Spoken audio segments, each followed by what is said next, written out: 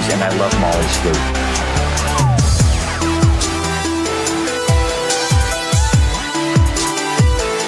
I am the eyes and ears of this institution.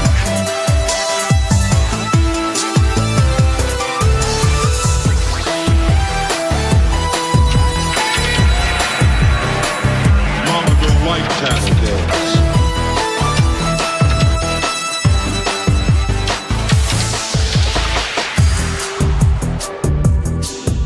Who knows?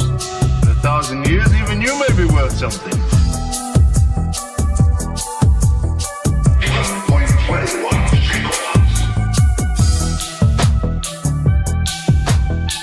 Little hand says it's time to rock and roll. Room for one more, honey.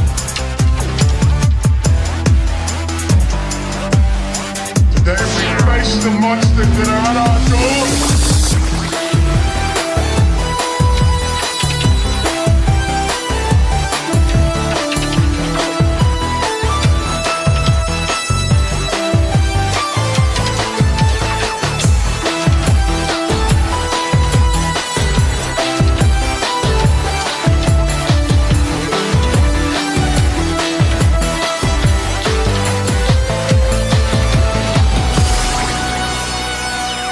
We live in overstimulated times.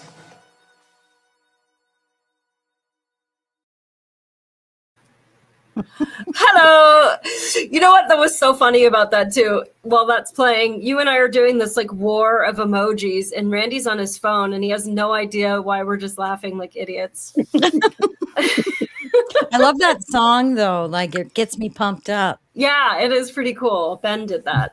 Circle of One, Ben McMillan. Thank you so much. Hi, chat. Hi, everybody. Hi. We are on YouTube and Rumble at the same time. I am Molly Sleuth. I was a teenage punk rock hellion. Then I was a cop for a long time. So that's going to come into play. We're talking about a lot of legal stuff today. And I worked with my partner, Officer Agard. Hi, friend. And then we have Nevs here, who is our white pill and our just absolute angel. And also trapped in the hellhole of Minneapolis. So I'm very excited to hear your take on things. Yeah. First, Nevs, why don't you tell everybody about the show that you've been doing every day? Oh, yeah. I do a chronological 1-year Bible study. So every day we read the Bible in chronological order.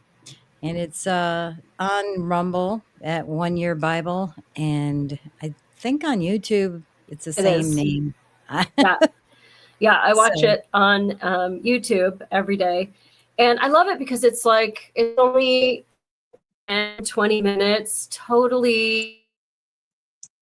And I think there's a lot of things that I love about it, but I love that it's like a small snapshot because you can really just pay attention to that one bit at a time. Yeah. Also, personally, I kind of love that you struggle with some of those names a little bit because it's hard to pronounce some of those names, you know? Like Abimelech. Bless you. But I think it's cool because you like know what you're doing. So this isn't for like people who totally know the Bible. This is like for everybody as either like a refresher or just a daily, like even me. I'm a baby Bible learner, so I don't know it very well. As a matter of fact, I'm producing a podcast for my friend Carrie. She does Culture Makers, and she's like very knowledgeable. And I'm not. Like I couldn't have a theological discussion. So I'm learning along with everybody. Well, you're doing an awesome job. And I have been enjoying all 8 days of it so far. Oh, wait, 9 days of it so far. And then Randy, hi, friend. Hi, friend. What's up? Not a lot. You're like beige on beige on beige. I got to send you like a hot pink, like disco poster to put behind you or something. You want me to intro myself? I'm Randy Yes, Agard. I would. I met Molly in LAPD in 2009, 10, whatever.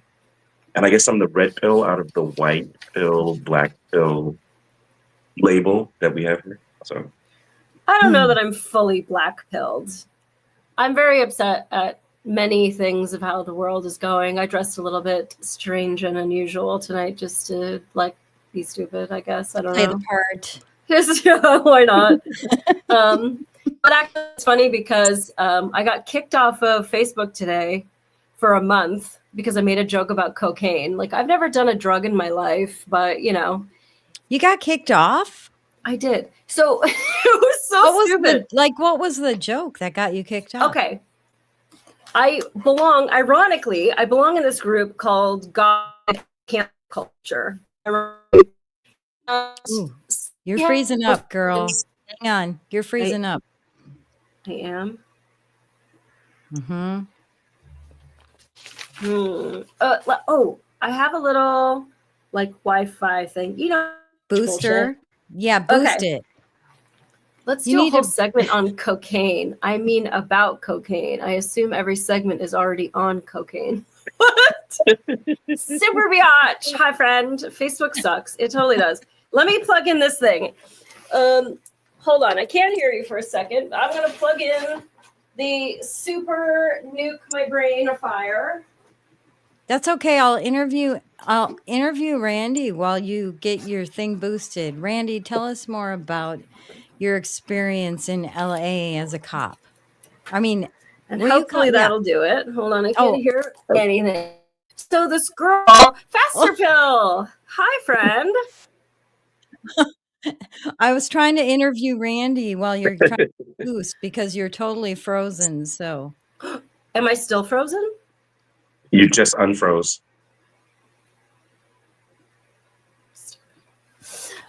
It is really windy here, but that shouldn't affect anything. So this girl posts a funny fake poster, like you would see, like, call me to lose 20 pounds. But it's for a guy who eats spiders. You call him to your house so he can eat the spiders in your house for you. And he was like, any kind, any whatever, like, I'll be there, I'll chew it. Like, it was just a dumb, like, fake poster. So I posted a GIF, gifs are my love language, of that old spider that, like, puts all the sand, the white sand on top of it. And it just covers itself. Well, there's an old GIF of a spider covering itself. And now I'm, like, freaking out my camera. Covering itself with white sand. And so then she replied back to me and said, nope. And so then I replied back to her and said, oh, come on. Little Spidey just wants a little cocaine because he's like putting all this white stuff on. Anything. And now I got taken down for a month, which is, this is where it's getting dark. 2 days ago, my DMs, I don't know who put my handle on the shitter Qatar, but I have like every horn dog in the Middle East that sends me the most depraved sexual content ever on Facebook.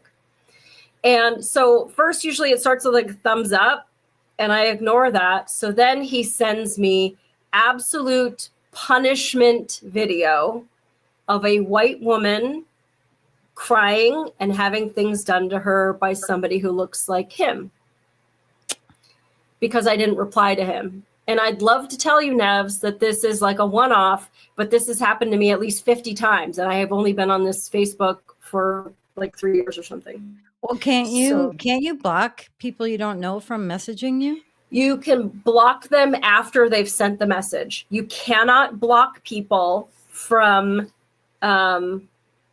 sending you video chats until after they've sent you the video chat, and then you can block them. These guys don't have names like John Smith where then you could go look them up, because just trying to send you a video chat doesn't put you into the like messages column. So then you go look them up, but their name is like in Arabic and my keyboard. So then sometimes they just don't even message you. They just send you video requests. You would think there'd be settings where people can't send you anything. I've been off of Facebook since 2019. Me too, Nevs. Me too. 2019. Really? Mm-hmm. Yeah, Durka. Thanks. You're making it so much better. But yeah, so, and then in fact, when first I got banned for a day, and it said, do you want to appeal this cocaine decision? I'm like, yeah, like it was obviously a joke. I was replying to somebody, like, read the room. So because I appealed it, they then blocked me for a month because I appealed it. And one of these guys, so a lot of them are married. They go and send you this like really gross stuff. And howdy y'all. Hi, Pammy Rutledge. I caught it on replay. Great show. Thanks. Welcome. So you'll see that like their wife and their little babies and everything like on their profile, and they're sending you like the most god-awful, disgusting stuff. And here, I'm just going to show you. So I'm not showing you anything disgusting. But so then that guy sent me the really like disgusting punishment stuff. And so I said to him, like, are you gay? Because I'm a dude. Like, you really, it's like my Facebook. I only have one picture of me on my Facebook. I'm not on there with like every like angle, like in my bathroom mirror. I don't do that shit. And so like, there wasn't really any way for him to know if I was a guy or a girl, which is just why it's crazy that he's sending me this bullshit. And then there he is, Khalid. So I don't even know how much I can show. So I said, are you gay? And I sent him my favorite gift. Oops. Oh, That's my phone plugged in. Which is like two guys like kissing. That one. He said, no, but That's good. you're sending sex to another guy, or are you a slutty woman? And oops, oh my gosh, I just liked his thing. Sorry. So then he says, I like sex a lot. And I said, okay. I said, let me see your a-hole. But that was only because. Okay. And he says, I like sex a lot. I said, me too. Show me that ass, daddy. Just because I'm being disgusting at this point. Because I'm like, who are you? And why are you in my DMs? So he says, okay, nice. And then he sends me his butt. And he says, what do you want from me? And I'm like, what are you doing in my DMs? Even if we were like meant to be, dude, like to get to Michigan, United States, sir. Like, I don't understand. I'm a man and I'm looking for sex. Well, then go outside and go hump a tree. Like, why are you writing random people on the internet?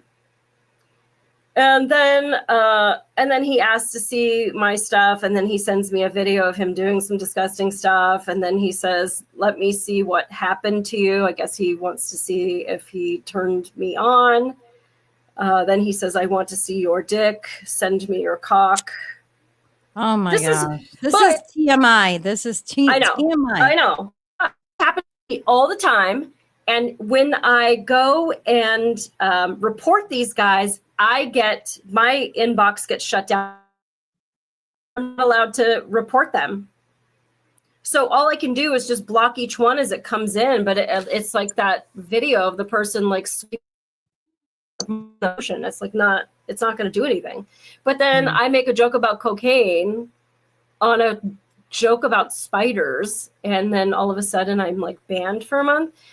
And this is the dumb thing of it. Like, why I'm on True Social, I'm on X, I'm on this, I'm on all of it. Like, when that whole thing happened with Instagram banning us, like, I joined Rumble, Parler, Gab, Getter, like all of them. And I don't know, still on Facebook. Zuckerberg, you're still retarded. Yeah, So, he is. Why do you don't engage with those guys anymore? You know, I tell people, I warn them on Telegram even, because people will like spoof me or other people who have channels and DM people saying they're me and they're not me. Yeah. You've written me many times. Yeah. So I warn people, it's fun to engage with them and joke around and, but people have gotten gotten put on like grounded from Telegram because Yeah, Telegram is a little bit spoofer different. will report you. Yeah, and I just automatically report anybody that writes me on Telegram that I don't know, because it's always just like, I hi do too. babe, like you don't even know who I am. Like on Telegram I'm just an eyeball, like you don't know anything about me. I don't know why my camera's just being dumb. Yeah. Whatever. Trying to freeze you for some reason. I It's don't the know why. Vaseline. It's taking away all of the wrinkles. Pammy says, just block the weirdos on Facebook. Decision I ever made. I was tired of the constant fighting and drama. Yeah, I don't mind the fighting and drama. I think there's like a certain amount of fun to watching these like Karens tear each other apart. I don't care about that stuff. But you know, whatever. Gosh, okay, so enough of butts on Facebook. There's so much real stuff going on in the world. And Nevs, you're in Minnesota, and all eyes are on you guys. I know. I wild. saw that Nick's Sortor, or I don't know how you pronounce his last name, but that he came here, and I'm like, I should be the one out there in the field, like filming this stuff. No, it's crazy. I'm like, why do I live here? Why do I live here? Right. We've had so much going on. Just in the last few months, not even just with the Somali stuff. We had a mass shooting at a school. George Floyd stuff happened here. The Somali stuff. Now the ICE thing. People are crazy. So it really is. And just seeing the like Karen culture go off on Facebook, I think the thing for me is like, how do we all see this? And there are two totally opposing like ways that we're looking at this and conclusions that we're making. How do you see this and just be like, she was a mom and a poet? Like, so if she was a mom and a poet and robbed a bank, like it doesn't matter that she has a poet and a mom. That's what they do. Okay, so that's what they do. They talk about, they try to get to people's hearts, right? And so I don't remember who coined it recently. I was having a conversation about weaponization of empathy. So they've been weaponizing empathy, and it's worked for them in the past, but I don't think it's going to work much longer for them, because it's very obvious, especially in this situation. She literally hit with her vehicle. Yeah. An ICE officer. And is it sad that she ended up dying? Yes, of course. We're not going to be like the left where they cheered that Charlie Kirk passed away. But at the same time, you have to, the disrespect for law enforcement is, it's crossed the red line. It's not just protesting anymore. Now it's become violent, and the rhetoric that all the politicians and mainstream media do brings these people out. And honestly, I think that's what they want. They are using people's and their empathy to try to get outrage out of them and have them go in the streets and do these things. Yeah. So that they can say, look at the bad guys. Look at those bad guys. They are totally patsies for the powers that be. Well, now, one of the big things is people have to stop treating cops like they're cops. You have to start treating them like it's a person with a gun. Sorry, pew pew. And you don't know anything about them. All you know 100% is that person has a weapon. And the reason I say that is people feel however they want to feel about cops, but you have to realize they're armed. So you can't just do all this other crazy stuff.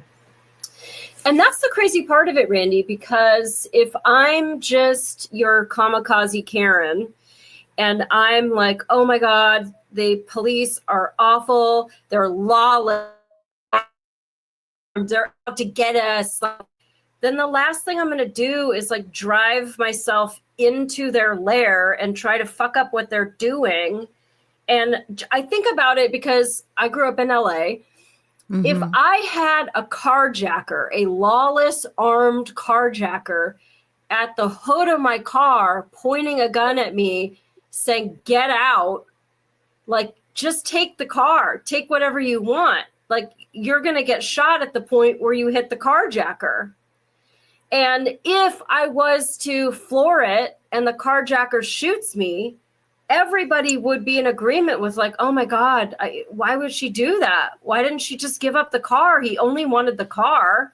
It wasn't that serious. And now look, now she's dead. But for some reason, people think, and people have said, somebody from her sons, and not to get into her back history, but she's a very troubled person, She had a couple of kids with some guy. He has custody of those kids. So what happened there, I don't know, but that's very unusual for a court to go, you ain't touching those kids anymore. They're going to dad's. So then she marries another guy. They have a kid who's now 6, but the dad died a few years ago. And I don't know if he broke up with her or she said, I don't need no man. But now she's married to a woman and they're raising this 6-year-old boy together. But the thing I think that like drives me to really think a lot, because if my mom was a stay-at-home mom. Hi, Rocker Lady. If my mom had a day off, which every day was the day off for my mom, she was a stay-at-home mom, but she didn't drop me off at school to go try to fuck up the police. So like, I don't think that people can say like, she was a mom, because she didn't really want to be a mom very much, because she'd rather drop her kid off at school to go join a caravan of people trying to fuck over the police today. So her wife, so-called wife, was apparently heard on camera saying, this is my fault. I made her come here. Okay, but the wife also said, drive, baby, drive. Mm-hmm. And it's, so you have, I mean, there's so many angles of it. And for one, I mean, the whole Karen thing of like, oh, I got you now, whatever, with the phone thing is like, you know, that happens. I've been live on the news trying to effect an arrest while being fought, and the news copter is broadcasting and everybody's just filming us get our ass beat. Yeah. So that always sucks that people stand around instead of helping you. But if you look at the one video where the officer's going around the car, he goes all the way around the car and he's taking an image of her rear license plate. If she wanted to flee, she had plenty of time to gas it right then. Plenty of time. She waited till he went for in him front. to go back around. Now, he's an Iraqi vet. He also has experience getting hit by a car where he was taking that one guy into custody who was a convicted child molester. Then he was dragged. There's different accounts, 50 feet, 100 feet, 300 feet. Yeah. But he had to have 33 stitches from that. So he understands serious bodily injury when it comes to being in the way of people's cars. So unfortunately, the law is pretty clear about when officers can use force, up to and including deadly force. And it's to effect an arrest, which they were trying to arrest her at that time. Get out of the car, you're under arrest. To overcome resistance, she is actively resisting, not getting out of the car. To prevent escape, which she's gearing up her car to potentially get out of there. And then the fourth one is a violent fleeing felon who, if their escape is delayed, could cause serious bodily injury or threat of death upon other people. Think about like somebody running into a daycare holding a knife up. Like, what do you think that person is about to do? You can legally and justifiably use deadly force on that person. And so they at least had 3 prongs of it, and you only need one. Also, that there's no law that says, in fact, the law specifically says that officers have no duty to retreat. Like, I don't have to like go hide someplace while you shoot at us. Like, that's not how the law works. And it's really, really sad first of all, it's sad that this lady got whipped up into such a frenzy. Wife gets out of the car to like get her on TikTok because they're making content. You know, they were these activists working for this Michigan Ice Watch, and she's leading a caravan, honking horns and blowing whistles. And like today, I went to go get my car worked on, and this young kid was working at the mechanic shop, and he was like, he didn't really get it. He's like, well, you know, but they have a beef with law enforcement. Like, oh, well, you know, the tax for Michigan gas tax just went from 20 cents to 50 cents per gallon. And like, so what if I didn't like that law? Does that mean I can just like come into your work and scream at you and throw shit at you and film you and punch you? Like, if I have a problem with the tax of the law, like, you deal with that. You don't go and honk and block. Like, I mean, you've had a toddler. Randy and I haven't. Like, you don't allow people to throw temper tantrums like this. And I think leniency and tolerance of all of this shit, of throwing stuff at the police and screaming in their faces and spitting on us and waving flags in our faces and all this stuff, I think that has created this like super bug that is not good for us. Yeah, I think that's actually the key.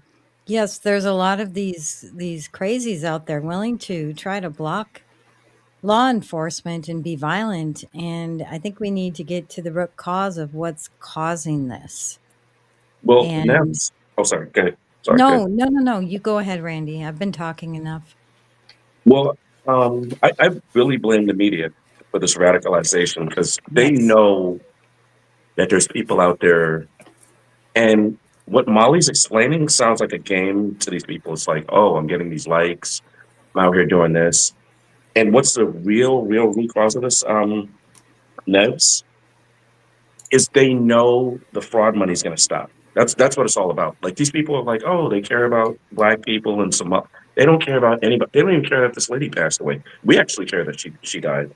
Right. They just want her to be the new face of whatever they're trying to push, and what they're trying to push is, do not stop our fraud money. And I'm not even talking about the Somalis. I'm talking about our government is taking tax money and sending it to whatever agenda that they have. So, You think that's why they're putting people like they're putting. This is kind of similar, Randy, to what I was saying before. That I think the left, the powers that be, are happy that this happened because now they've got that face, just like with the whole situation in the summer of 2020. You know, they had something for people to get outraged about. And now they think people are going to get outraged about this. They actually have Minneapolis schools is going to be online for the next 5 weeks because they're worried about civil discourse. And it will be interesting if it doesn't happen unless they hire people to come in here and do something again, just like with the George Floyd situation. well, there's a certain tactic where you put, and I'm not going to talk about which religion it is, but they put civilians to get hurt, and they're like, look, they're killing innocent civilians. And I'm not arguing for any side or anything, but that is actually a tactic of like winning hearts and minds. Terrorists. That's a terrorist tactic. Yeah, look at how ugly things got because you won't let us do what we want to do. Like, you're holding people hostage. Validate my sexuality or I'm going to kill myself. It's like, really? Same with you. I'm going to shoot at you and I'm going to go hide behind an elementary school. Oh my God, look, the cops are shooting at an elementary school. And so what you said, a lot of this is paid agitation. And when I say the fraud money, I'm just talking about where you're at. So in California, it's about Gavin Newsom and whatever nonsense he's up to. You're going to fix the climate, but you can't fix a pothole. Or in New York, you're going to make the buses free, but you can't get homeless people out of the train station. Like, no, I dude. feel like it's so much bigger than that, though, Randy. I feel like it's more than a local fraud and corruption kind of thing they want to keep going. I feel like it's more national, wanting to take America down. Yeah. Go ahead. Sorry. It is. No, that's It's a it. global. People get, oh, you're going to conspiracy. No, we already do international and transnational. It is a globalist agenda. We got to get rid of the West. So how we get rid of the West is America, Canada, Australia, all these places. Shut us all down and then push whatever nonsense you guys want to push. New currency and it's just basic. You have to get us out of the way. And I'm not going to say half of this country, but a critical percentage is on board with whatever evils are coming. Someone said something really good. They said if aliens from space were coming down and they were hurting humans, there's a bunch of Americans that would be on the side of the aliens. What about the aliens' rights? So you have people who support evil. And I would say this, it was a marriage of stupidity and evil in America. And it's basically people who believe in the truth versus people who believe in, and I know Molly probably tired of hearing this because I say it a lot on the show, but ideology, identity, emotion, ego, agenda, narrative. That's just basically counterfeit truth. Like that's what they're pushing as opposed to what we're pushing, which is the truth. So I heard somebody, you shouldn't be looking at, oh, well, he's been through a lot or his ancestors have been through. No, the truth is I heard somebody. Where's the justice? So Exactly. that's my I two do think it's a very small percentage, and the media tries to make it look like it's a bigger percentage than it is.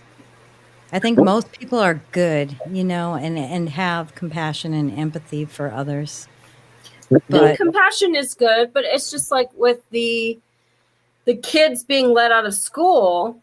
Like imagine your daughter being, 12 again, and that her teacher hands her a poster board and says, "Come on, kids, we're going to go walk in the middle of the street where cars go." How pissed would you be? I'd be because pissed. There's pictures. I mean, I don't want to zoom in. These are people's children.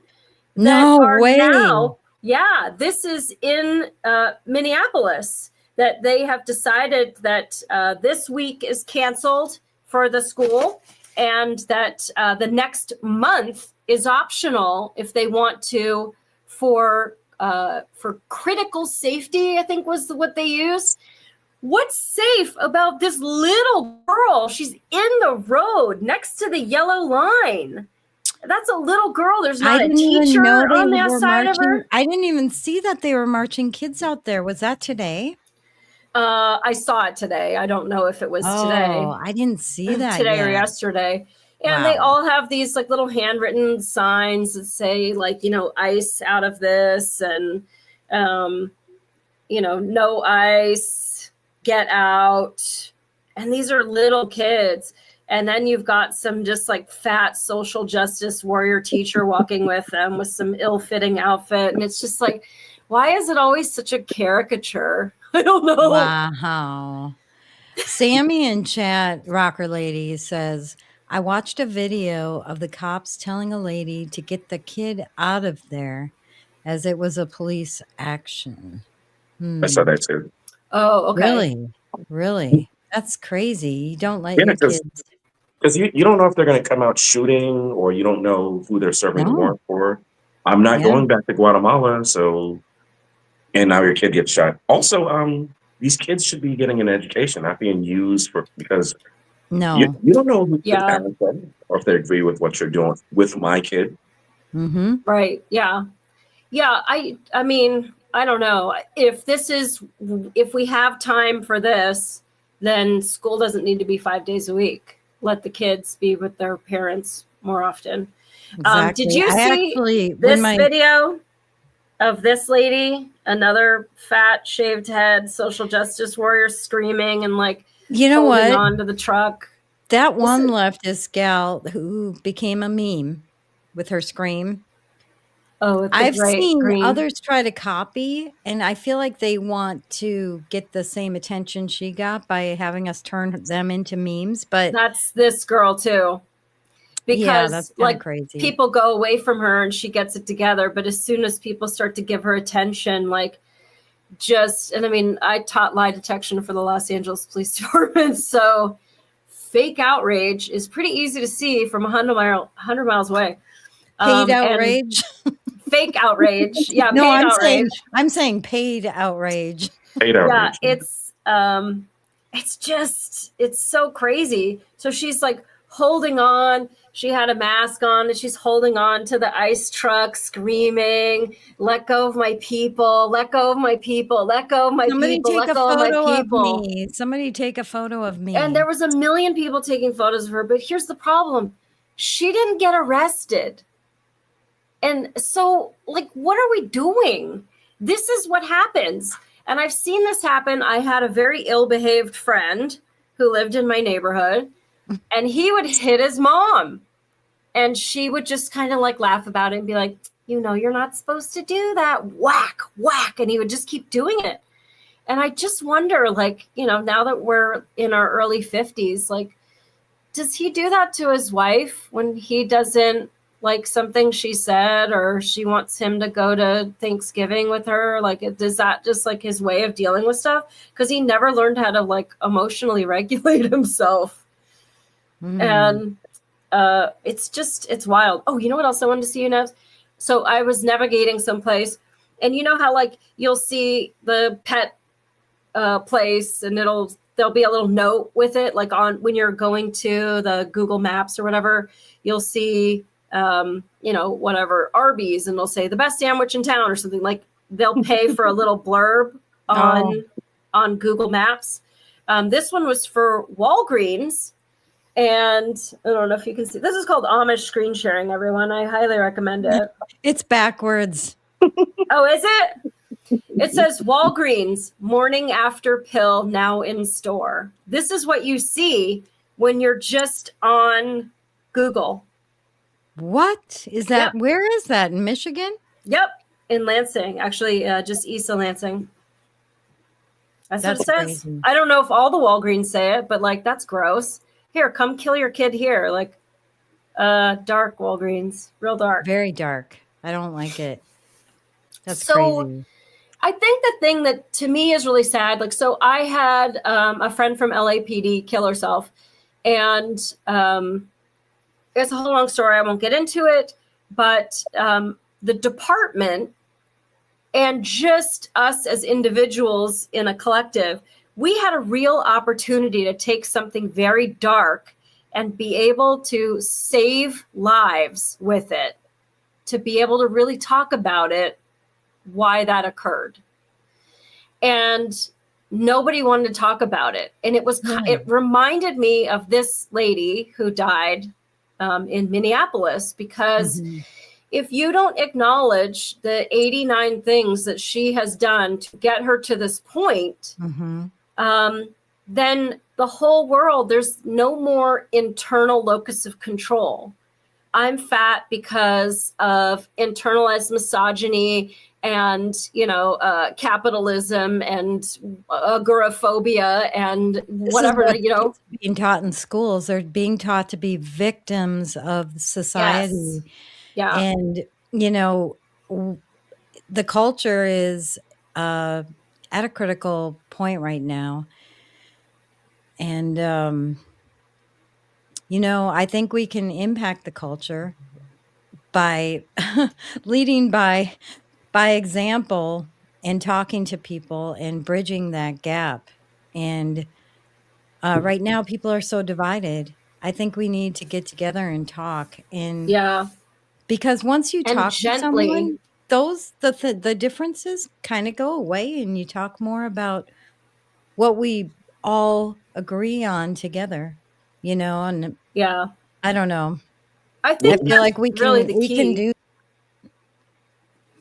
I think it's same screen, different movie. So people are seeing ICE murdered this woman, and then on the other side, people are saying you are messing with law enforcement. So for some, it's they just killed an innocent American woman who was just whatever. And then for the other side, they're like, oh, it's lawlessness, and you're siding with people who I'm going to keep that part to myself. But This has to happen.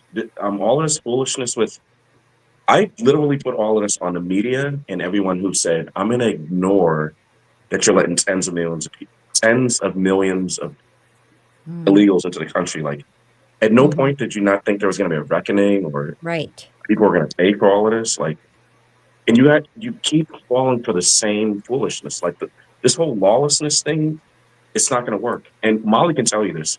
It takes about 3 or 4 people to rob a bank, and it takes like 40 police officers, and all the bank employees get traumatized.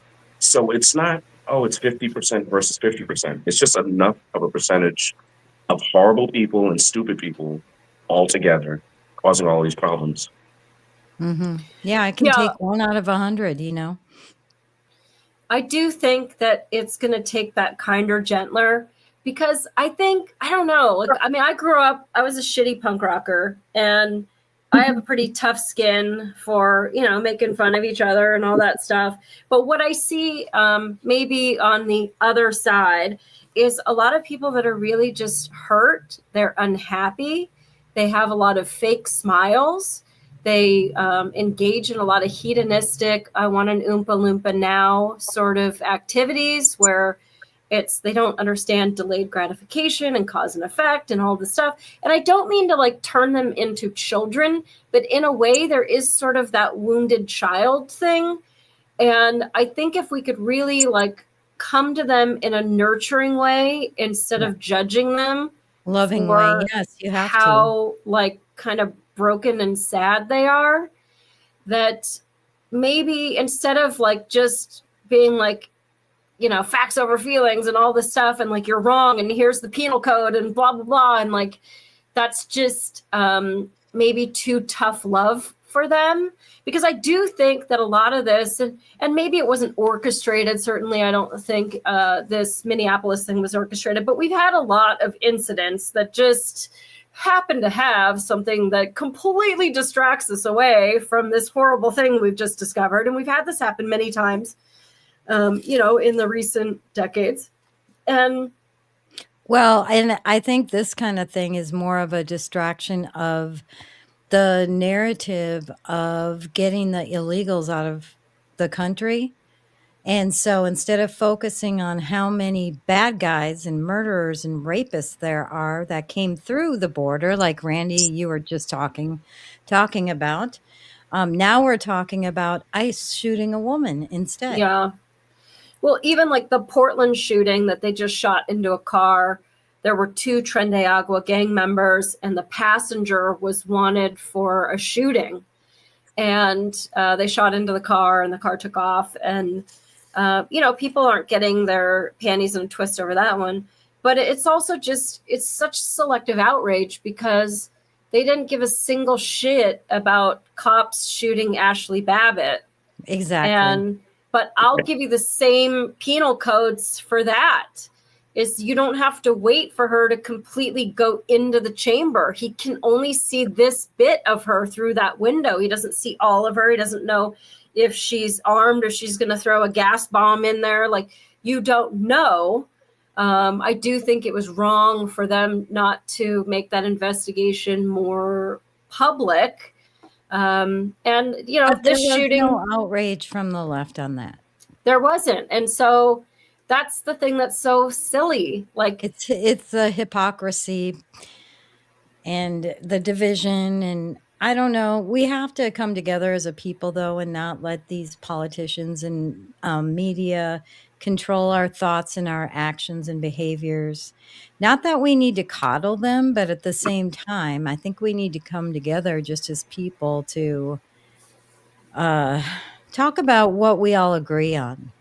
Right. And like to help one another, because she didn't just like step out of the ether and get shot in the face. And if you don't do these 79 things in a row, then the chance that you're ever going to have any kind of connection with law enforcement. I mean, like I said, I was just a shitty punk rocker with blue hair that played drums in a punk band until I was kicked out for being terrible. I didn't want to make any occasion with law enforcement. So I stopped at the stop sign and I turned on my turn signal and I did what I was supposed to do. because I didn't particularly like the cops very much. And then I became one, and it was like, oh, I kind of get like why they're doing that, why they are targeting enforcement on little chicken shit things, and why I got pulled over for this or that. And it made a lot more sense to me. And it's so interesting because these people are always like, oh, fuck the cops. And it's like, well, they're hiring if you think you can do it better. And it never occurs to them, like, just go on a ride along, like, see what they do.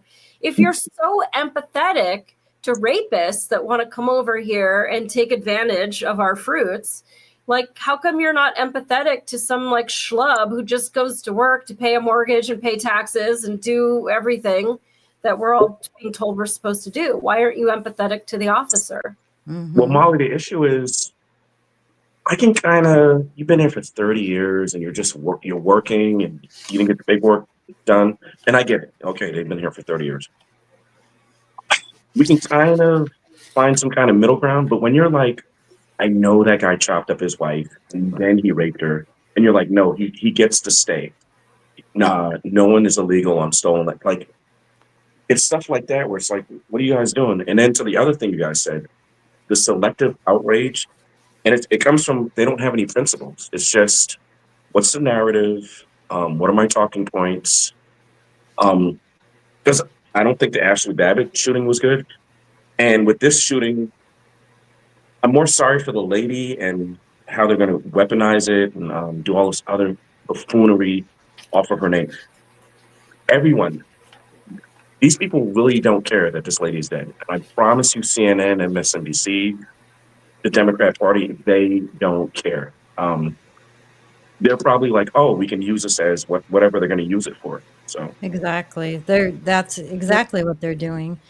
A circle of one said, everyone notice how when massive Somali fraud rings are being uncovered and then Tim Walz is being investigated, bam, there's a shooting and now mass protests. Yeah. Yeah, the Yeah. timing is a little suspicious.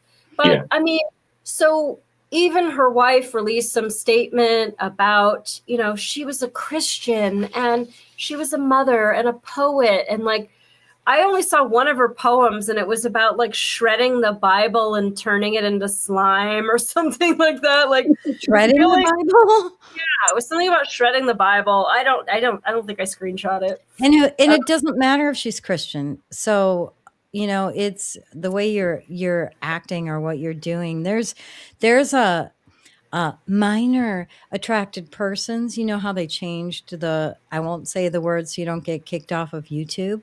But there was like an influencer who's one of those, and she calls herself Christian, and she's a proud MAP and Christian. And she was just outed, I think, last year for her real name, but I think her name was Katie Cruz or something. And she's running all these minor attracted person forums and websites and social media, and she's a social media influencer on the left, and gross. And she's saying she's a Christian. Yeah. So I don't care if they said she was a Christian. It's like, and this is coming from her wife saying that she was full of love and full of sunshine. Like, you're not full of love and sunshine when you go to anybody's place of employment and try to stop them from what they're doing. Like, if I was folding T-shirts at the Gap and you were like, absolutely not, like, just go take your sunshine elsewhere. That's but then true. also, it's like, if you're going to be an activist that's outraged and going, putting yourself in that position. Like I said, I pray for her family, and it's sad that she died. But y'all, this has to stop. And I think the people we reach out to are those type of people. Her and her wife probably wouldn't even be willing to talk to us. You know what I mean? That's how far I doubt that. Well, GoFundMe, I think, was at 1.4 million already. She has a GoFundMe? Yeah, well, her wife does. The wife that said, "Drive, baby, drive." Really? Yeah. I think it was 1.4 million. I don't know. Somebody might want to update it, but And I think that's part of the problem is like you're rewarding a temper tantrum. You're rewarding criminal behavior. You're Is it rewarding George like Soros that donated to that? So it looked like it was a I don't big, know. you know? I don't know who's donating to it, Well, but it's kind of like with it's sad. I the mean, Dems were saying they were getting all these donations, small donations, $20, $5, and that they got these $100 million. And it turns out, what was it? Vote Blue or something. But it turns out they were donating on behalf of people who didn't donate to them. And it was massive, like so yeah. coordinated and paid for. And I mean, they intentionally tried to hide it. You had them knocking on doors being like, hello, Mrs. Rosencrantz, did you happen to donate to the Democrat Party $15 9,000 times last Thursday? Yeah, like 9,000 times. Yeah. No, I didn't. Right. Yeah, Act Blue. Thank you, Rocker Lady. Oh, Act Blue. That's what it was. Yeah. Yeah. And I mean, I feel terrible for this like 6-year-old boy that's now growing up with your mom's girlfriend. And no, I mean, I read that the grandpa's going to go pick him up because he's okay, good. Well, okay. So if the grandpa's going to pick him up, then that means that they probably weren't married. If they were legally married, that's her stepchild. That's what I heard. That's what I read. So, but yeah, I mean, and then, you know, the wife, girlfriend, whatever she is, like she puts out this whole statement, but it's like, you got in the car with her. You drove her, you know, you drove with her there. You egged her on. You jumped out of the car and said, let me get one for the gram. And you were like filming her saying, drive, baby, drive. Yeah. Like, and you're like, she was full of sunshine. Like, you killed her. So I feel terrible for that lady, too, because she's left alive with the decisions that she made. And I don't know. I just think that bad things. It's not that I'm black-pilled and always want to pay attention to bad things, Nevs. I see a real quality in bad things because it's a chance for all of us to learn from it. And if you think that these guys are out of control, lawless, masked, armed dudes, then like, why would you go closer to the tiger that's ripping at the cage? Like, that looks dangerous to me. I'm going to go over here. But they moved to Canada after Trump won, and they said, screw the United States. And then they weren't even from Minneapolis. And then they decided, like, we're going to go and we're going to Minneapolis and we're going to be these like protesters and we're going to be activists. Yeah.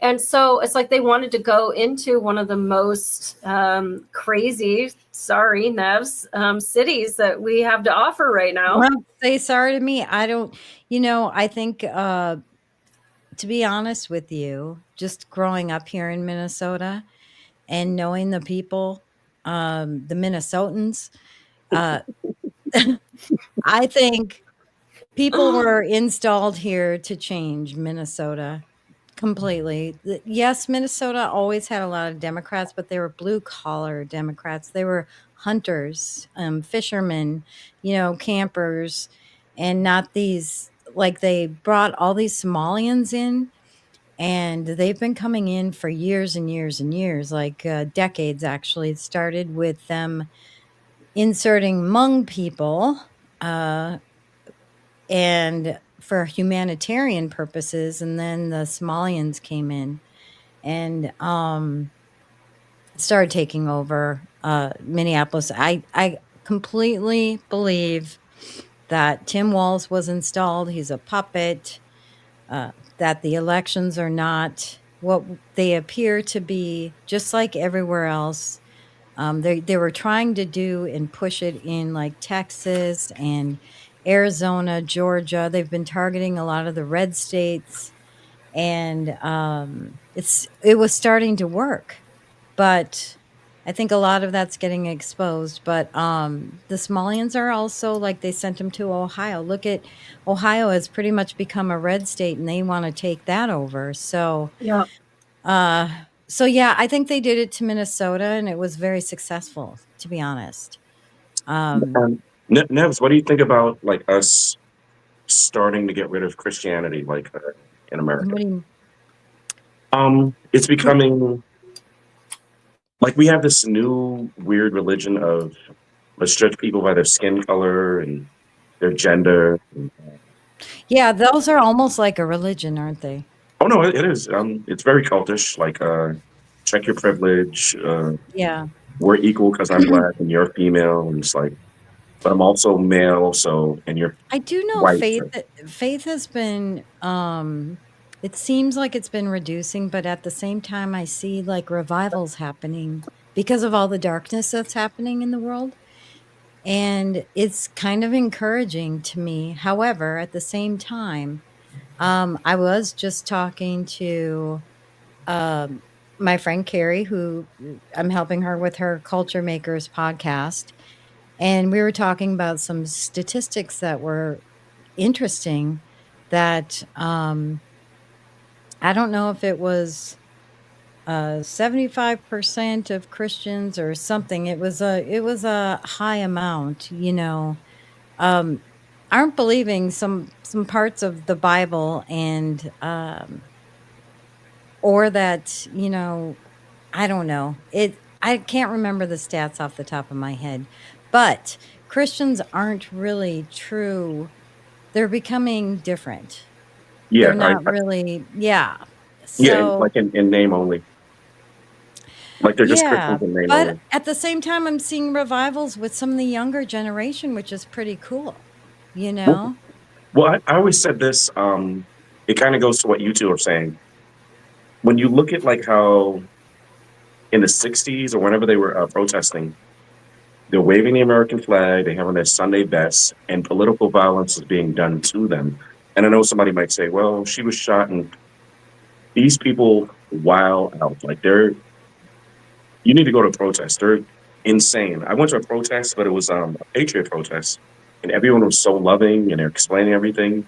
Mhm. And everyone's every color, trans people there. It had like gays for America and trans for this. I saw a Jewish guy talking to an Iranian guy, and then people were like, I don't believe you. And I had pictures in my phone and videos. And Yeah. when BLM showed up, they were all a bunch of white guys. And I'm like, and the media Yeah. was there, and they didn't cover any of this. And it just kind of goes back to what you two are saying, like the kinder, gentler thing. But on the other hand, you're going to have to start spanking some of these people because if they get back into power, I That's why promise I said you, not coddle, but be loving, yes. be loving because they're out for blood. Like people keep thinking, oh, they're playing. It's I saw people dancing about the Charlie Kirk stuff, and I don't care how you feel about me. You're dancing about it, like That's sick. that's sick, and you're gonna have to smack these people. I mean, and when I say that, I mean they have to go to jail. Like they're doing all this It's stuff, and evil. nothing is happening. I don't think people should go to jail for celebrating somebody's death because this Oh is no, no, America. However, I do think, evil is trying to take over in some places, but I I do also believe that the media and politicians, the government has sort of indoctrinated society. well, And let me correct that. Not the people dance. I always do this. I always skip thinking in my head and not realizing you guys can't hear that. we Not can't the read your mind, Randy. not the people who are dancing about Charlie Kirk stuff. These Oh, people who are messing with ICE, you got to put them in jail. And there is penal code on that, like oh, obstructing. absolutely. And same with these politicians. Like some of these politicians need to go to. Why is Randy from San Diego, the mayor of San Diego, not going to prison? And there's $130 million missing. Like, send these people to jail, and they'll Yeah. stop doing what they're doing. I mean, yes, the corruption is obvious. They have evidence for it. And one of the things that I think might solve some of the civil unrest that we see that they use to point to distract us from all the other stuff that's happening. I think what they need to do is make it a crime uh, of treason to pay someone to protest and make it a crime for the protesters to get paid and have it be a very serious penalty because the freedom of being able to peacefully protest is a critical freedom we have in our Constitution. And if it's paid for, it waters down any real protests.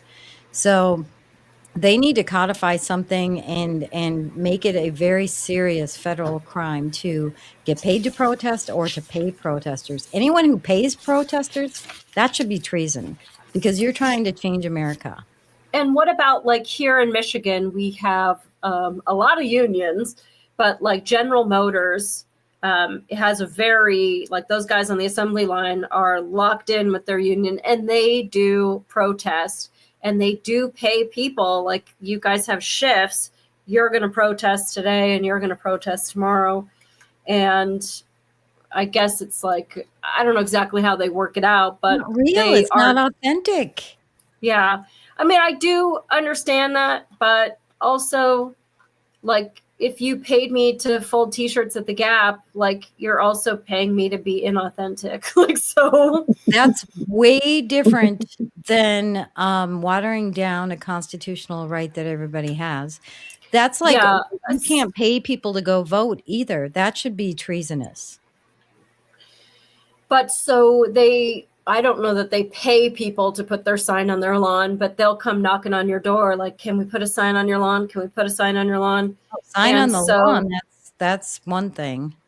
But it also is almost the same thing though, Nevs, because what you're doing is you are amplifying this message. Like this person is going to win because you've seen a lot of their signs. And so then people get the idea. This is why they do the lawn signs. People get the idea there's more of a push for this. I got to look into this candidate. Like, oh, it seems like they're going to win. You get the recognition. And so when you see people on the signs, you know, on the corner with the no on 48 or the like, you know, this union needs to protect its people. Like it's that same thing. You're kind of skewing the perception of outrage or appreciation for something. Just like if you see a lot of billboards that, you know, like everybody, you know, 4 out of 5 dentists agree or whatever the case is. Like, I think it's all manipulating you. I think the thing is that we have to get into people's heads and just like, these are the indicators that you're being manipulated. Like, but imagine if it organic. was against the law to pay someone to protest. Imagine that. Because this is actually causing... well, look at what happened with George Floyd, all the businesses that were burned down. And those were not people that lived in Minneapolis doing all that, you know? But that happens. Like, I mean, Randy and I worked LAPD. Yeah, well, for the Lakers riots, those people come to watch the game and win or lose, those people are burning mattresses. Where do the mattresses come from? I don't know. But like every freaking year after the Lakers playoffs, every freaking year, the city's on fire. And part of the problem is that we allow them to congregate. We tell them, leave the area, leave the area, leave the area. And like nothing ever happens. And I think that for me, Nevs, this is where I'm the most black-pilled because I really do believe in justice. And we've been chanting lock her up since 2016. And like, it's not just her. It's not just Waltz. It's not just Ilhan Omar, although I guess they're going to look into her marrying her brother and, you know, oh, it's punishable. It's a felony, punishable by $1,000 fine and like, and all the, and deportation stuff. But like, it's just not going to happen. And I just feel like, what's the point of me doing my job if other people aren't doing theirs? And I get that I'm not law enforcement anymore, but like, you can't let some things go. People die when you're letting people, you know, scream and block the street and record you and all this stuff. And I don't remember what state it was, but you have to be 15 feet away from an officer like doing their job. And I think that's great. But if you're not actually making those arrests, because it didn't start with people burning your city down. It started with too many people congregating. And then one person is like, you know, leaning on a street lamp and breaking it. And then other people are that's not how no, they bust people in. I'm telling you. It was planned. It was planned because after George Floyd, And it worked for them in St. Louis in the past, where they had these fake riots there. And this was completely paid for. I don't think it was from one guy starts and then gets the crowd riled up. No. And all the people that lived in Minneapolis were upset about it. And why would they destroy their own neighborhood? They wouldn't. Yeah, but I mean, that happened. We had the LA riots in 92 or 94. And that was the same thing. Koreatown, where I lived, was burnt to the ground. People were spray painting on their buildings that it was That's like why I moved out of California. Black owned and all this stuff. So do you think that maybe you just deal with it from a federal level then, and you say, listen, cities, and you know which cities I'm talking to, if you have a riot that causes more than $1 million in damage, automatic National Guard is going in and your federal funding is being cut. You guys have to take care of your shit. And if you're going to let these little things happen and the windows get broken and the graffiti and the people, milling about, and you're not going to deal with the little shit, we'll come in, we'll deal with the big shit. And that money for the National Guard and for all the infrastructure that needs to be brought in, that's coming out of your federal funding. Mm-hmm. And that's it. You make them have to be responsible for it. They have to be, because the citizens aren't safe otherwise. Yeah, Rocker Lady says, look at Portland. Yeah, Seattle too. Remember that whole Chad thing that was like, and then you just have like a regular like super cuts that you like, could I go to my work? You're in Chad now. Like you can't go about your business because we're a free man living in a free land. And then just like with Occupy LA, when that happened downtown, you remember that, Randy? Mm-hmm. And our mayor, Antonio Villaraigosa, whose name is Tony Villar, and decided to change his name and wear brown makeup. Nevs. This man had. Oh, yes. I saw him in person at the groundbreaking of the Rampart LAPD station in like 2005. He tried to fake being a Mexican? Oh, his Espanol is muy mal. It's the biggest joke. And he was just like pandering to the Hispanic people. Randy knows he's totally a fraud. His name was Tony Villar, and he changed it to Villaraigosa, and he like pretended to be like all full of flavor, and like it was just a joke. The man wore brown makeup, and the people voted for him anyway. They were like, oh yeah. And like even when I joined LAPD, when I went sworn in 2008, actually, we were given flyers like our first week of LAPD saying like, now hiring Hispanic officers. And I'm like, my whole class is Hispanic. And then there's like me. What do you mean? Like, I mean, I understand if you speak Spanish, porque en Los Angeles es necesario que muchas personas que no hablan nada de inglés, but just your brown come on down is crazy to me.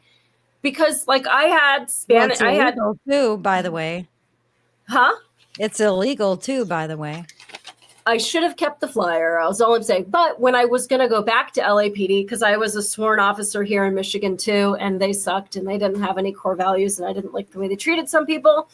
So I quit. And it was a whole thing. But I was going to go back to LAPD, and they said, we're not hiring white officers right now. And they did that when Rusty Redican came through.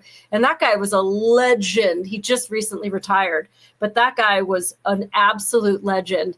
And it took him a long time to get on LAPD. And he wanted LAPD. He didn't want to go to another agency.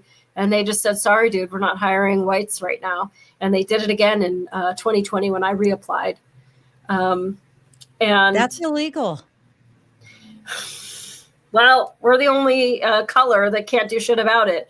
But what I can say is when you defund the police and then you look at these arbitrary factors like, oh, you're white. Like I could have told them I was trans and probably got a job. But like, do I want to work at a place like that like employs a bunch of shortcut assholes that are like, oh, I suck. Okay. I think I'm questioning my sexuality, or like I might be from another planet, or I don't know, like what's hip this week. They do to infiltrate. They fake. That's right. That's what you got to do. You got to infiltrate. Is that I got to be a clinger and just like to try to like get into the army. I've got to, but ultimately I talked to my background investigator and he was like, you don't want to come back right now because they were pushing people through the process that were felons that had rap sheets that had served time. This is LAPD. Wow. And they were like, well, it's been long enough. Oh, a technicality. Come on. Oh, your sister's a gang member and she sells drugs, but you're not going to do that though, right? Okay, come on in. Like, what? I don't want to sit in the car next to that for 12 hours. Like Randy and I have sat in the car with each other. Gang members are running the LAPD now? Right. And how are you not going to have another Rampart scandal? I mean, Randy knows, like you sit in that car with somebody for 12 hours, that can be a real long fucking day, depending on who you're sitting with. It can also go by really quick, which is how Randy and I met and had a great time. And we're still best friends to this day. But he and I both had a partner that I wouldn't invite to my funeral. So like, it really is dependent. And when you take away the funding for police, then what you're really doing is taking away the ability to say no to lesser candidates because they need people in the system.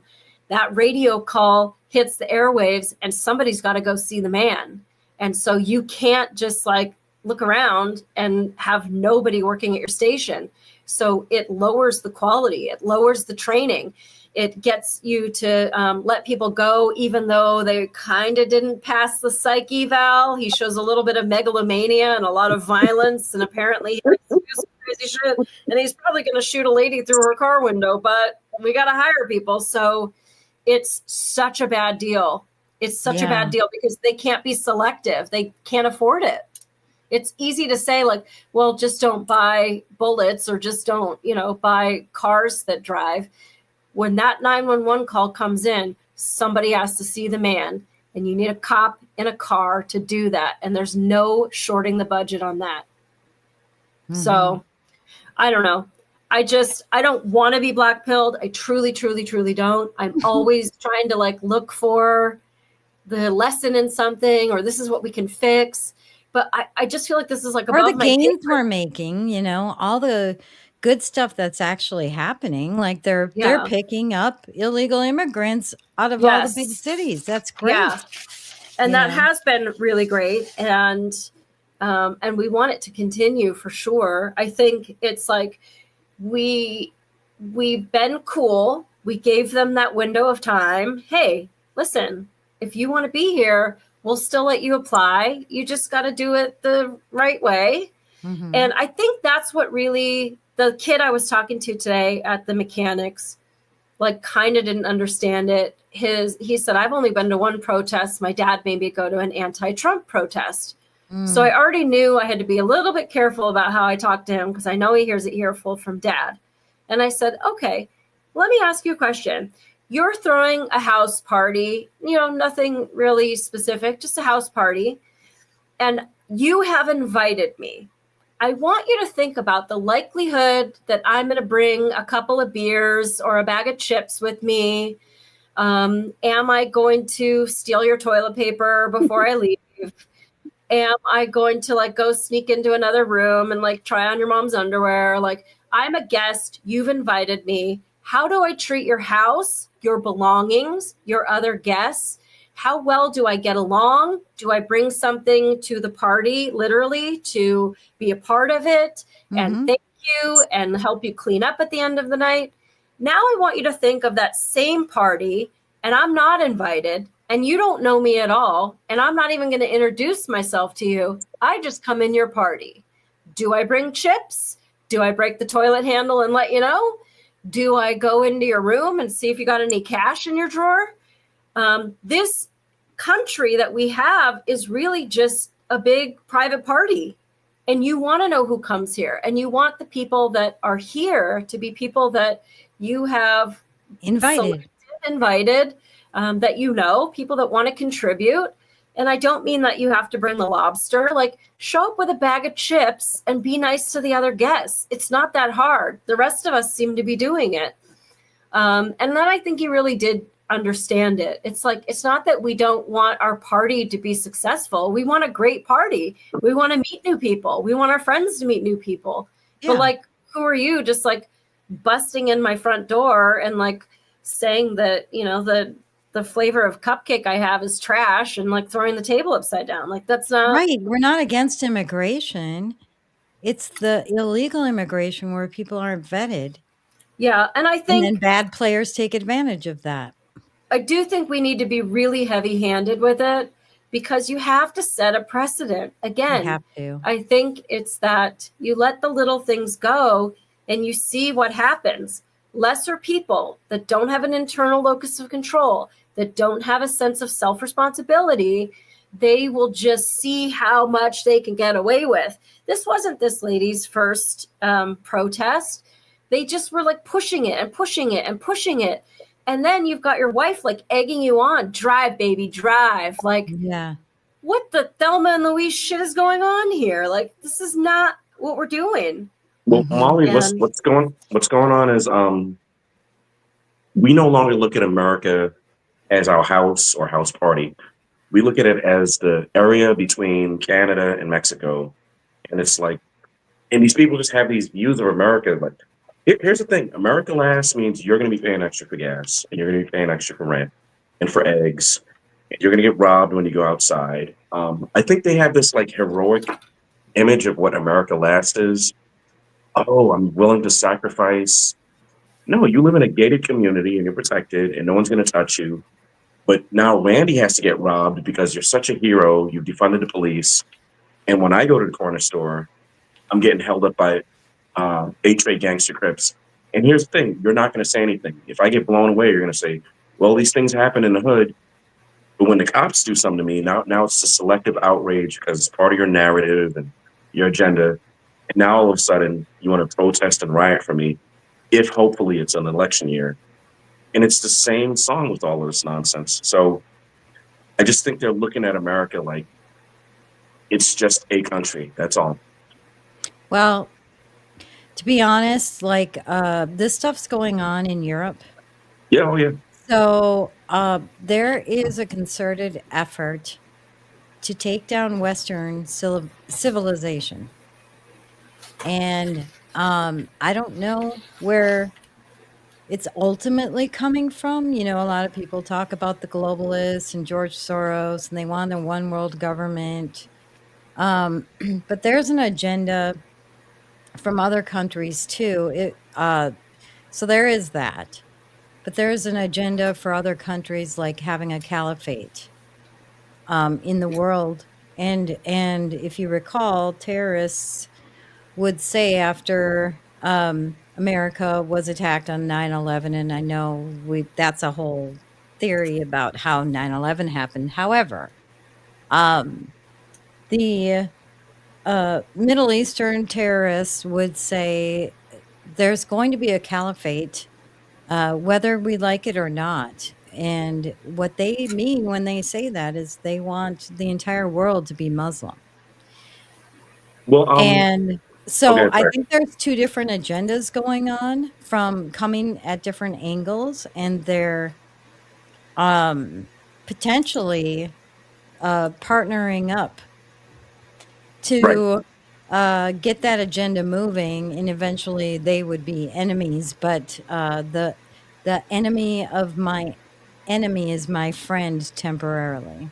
Well, And Muslims have said that they picked the left, and I think his name is Dinesh D'Souza, and you could look him up on YouTube. He's interviewing a Muslim, and they tell the truth. Muslims tell the truth. Like it's within their Quran, conquer or kill. Like Yes. they'll kill the infidel. You have to believe they- what they say. Yeah, and they side with the liberals and leftists. And he said it. He goes, they don't have any principles, and they're not that smart. Oh yeah, go ahead, kill your baby. Yes, go ahead, be a feminist. Go ahead, sleep with everybody. And they said they picked them because once they're all in charge, they're going to take over from them.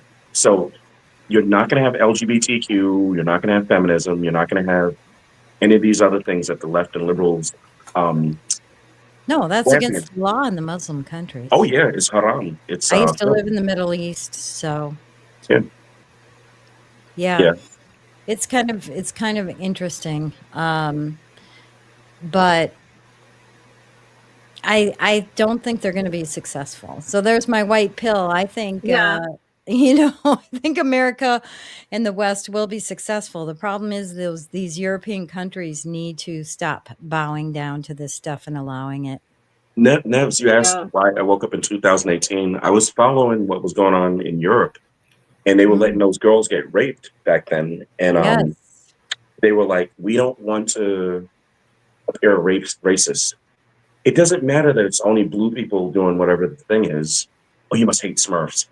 No, it's those are the people doing whatever thing that is. The Italian mafia happens to be 100% Italian. Doesn't mean I hate Italians. That's who's doing it. Or Irish mafia, that's who's doing it. Jewish Right. mafia, that's who's doing it. If it happens to be from that region or that religion, that's who's doing it.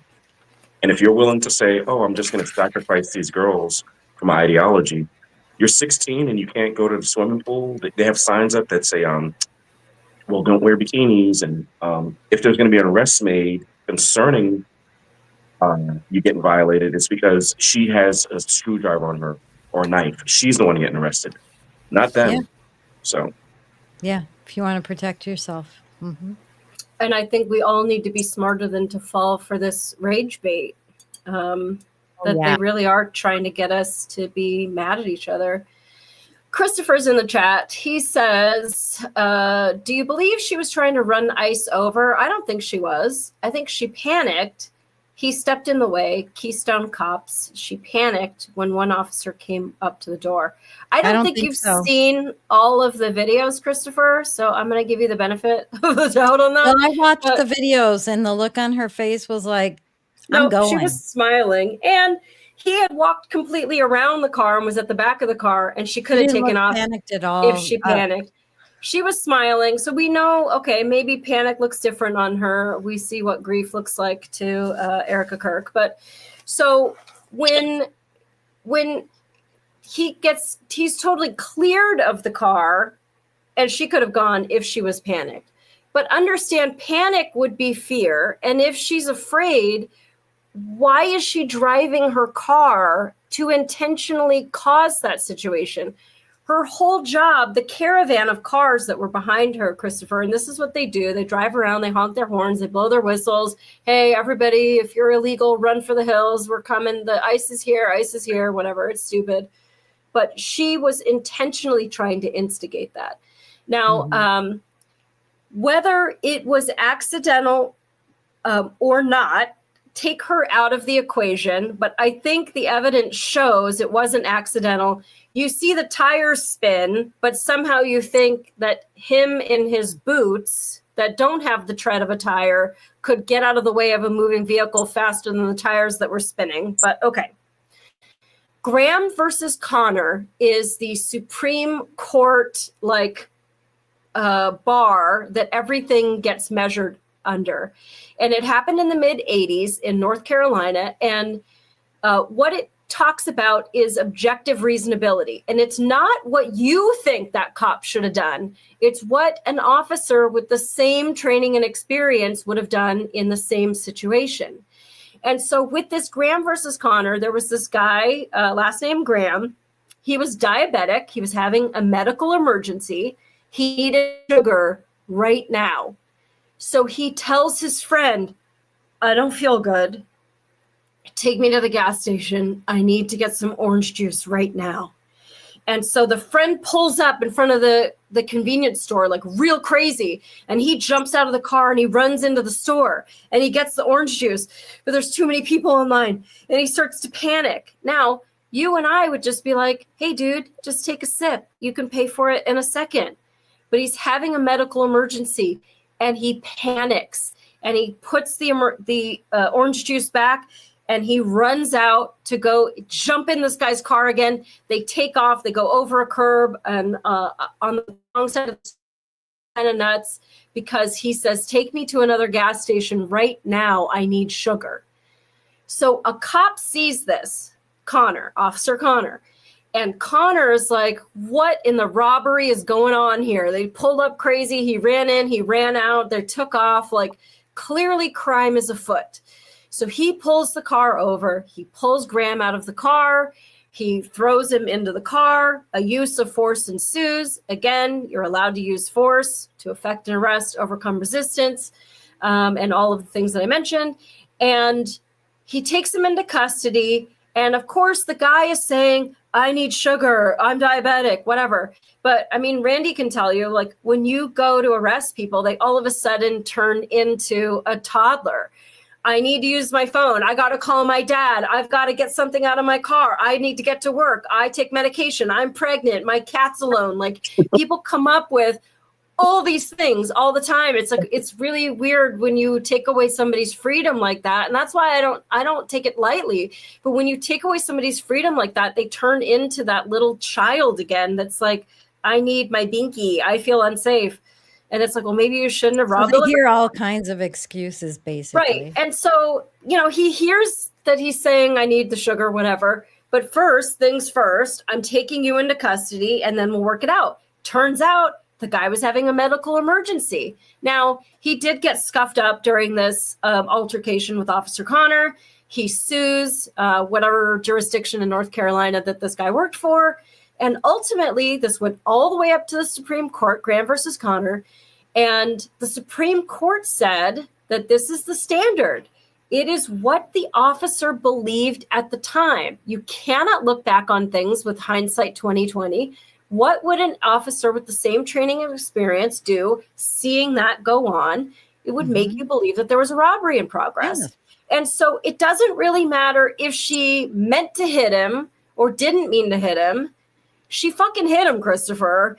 And even if she was going to just like play chicken with him, if they had the space, which they did not, right? She could have left before he came around the car. She did not. He was there. She was looking at him. I think you need to see the video in the totality.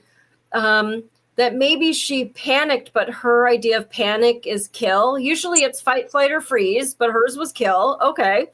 But she did hit him. And it's whether or not in his mind he was in danger. Understand, this is an Iraqi war vet.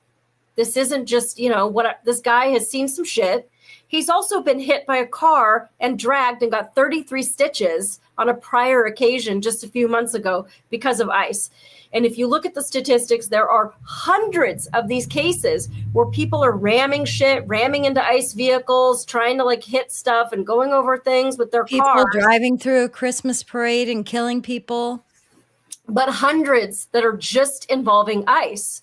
So a reasonable officer with the same training and experience that's like, dude, you guys have to watch out for these fucking cars. And this lady's playing this game of chicken while she's got her dumbass girlfriend taking video of it for the gram. They're obviously trying to make a name for themselves. Now you see all this stuff online of like, she was just a mom and she had her entire glove compartment was full of stuffies, little teddy bears. In the car. I saw an article that said there was toys in the car. Who gives a shit? The car can kill you. Like, I could have a knife in my pocket and then have gum in the other pocket. It doesn't fucking matter. Well, you know what else I noticed? I saw a picture of the truck after, and it looks like the guy, as soon as she hit him with the car, he opened fire because the bullet went through her windshield. Yeah, and you heard the gunshots when it was driving away too. But yeah, he shot her right when she hit him. It sounds like. Well, can I say something to Chris? It still goes back to what I said to Nevs at the beginning of the show. You have to start treating these people like they have a gun on them. Like cops have guns on them. Yes. Molly worked at a police department that was horrible. Like she met a bunch of horrible police officers. Molly and I worked with a partner. Each one of us, I worked with him. She worked with him. He was a horrible person.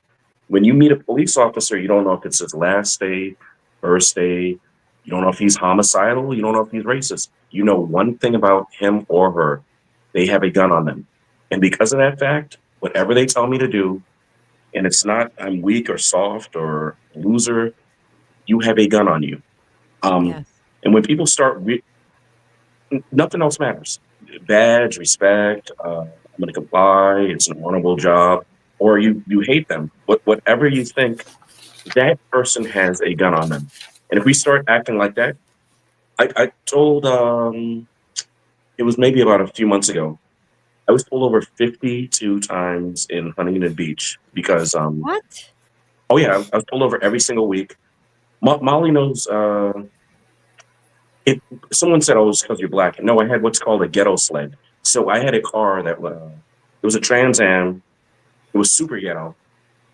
And it looked like, oh, there's a gangster driving it. And I'm not dressed in a police uniform. I'm going home at the end of the day, and I looked crazier than I look right now. And they're like, oh, let's pull this guy over.